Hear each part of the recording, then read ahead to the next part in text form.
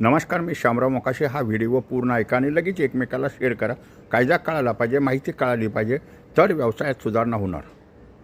आता रिक्षाच्या ह्या महाराष्ट्रात म्हणजे पुण्यामध्ये, समजा मुंबईमध्ये, मीरा भाईंदरमध्ये, ठाण्यामध्ये, नाशिकमध्ये, नागपूरमध्ये रंगीबेरंगी रिक्षा ह्या धावणार आहेत. म्हणजे काळी पिवळी रिक्षा हा एक कलरची राहील.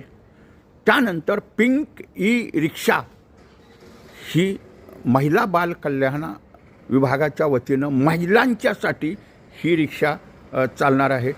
शिवाय अबोली रिक्षा ही सुद्धा महिलांच्यासाठी आहे. म्हणजे ह्या कलरच्या बी रिक्षा चालणार. ई रिक्षाचा कलर महिलांच्यासाठी महिला बाल विभाग कल्याणकारी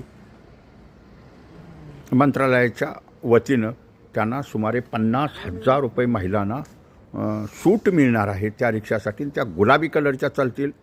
आणि हिंदू हृदय सम्राट बाळासाहेब ठाकरे योजनेअंतर्गत आत्महत्याग्रस्त, दुष्काळाच्या पीडित, गारपिटीच्या पीडित ज्या शेतकऱ्यांनी आत्महत्या केल्या त्यांच्या वारसांना हे सुमारे 5,000 ह्या योजनेअंतर्गत परवाने महिला वारसांना मिळणार आहेत. आणि त्या पालकत्व तत्त्वानं ह्या गाड्या चालणार आहेत. शिवाय ह्या परवान्यांना फी ही माफ केलेली आहे. म्हणजे आता परवाना राजच, रिक्षा परवाना राजच हे खतम होणार आहे. हे मात्र कोणी विसरू नका.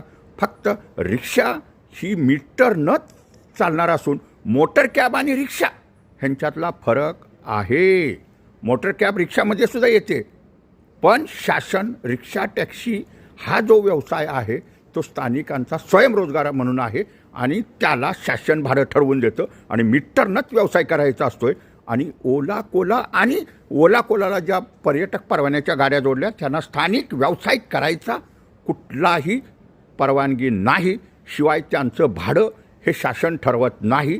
कायद्यानुसारच तो वाहन चालक आणखीन म्हणजे ऑल इंडिया परमिट असल्यामुळं तो प्रवासी ह्या दोघांनीच ठरवायचा असतो. ओला कोला ही बेकायदेशीर आणि खाली मोटर कॅब करून रिक्षावाल्यांना गुमराह केलं जातं आहे.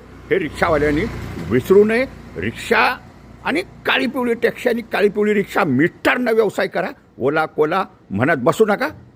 कारण ते ओला कोला तुम्ही म्हणत बसला की नुकसान तुमचं आहे. हे मात्र कोणी विसरू नका. व्हिडिओ शेअर करा.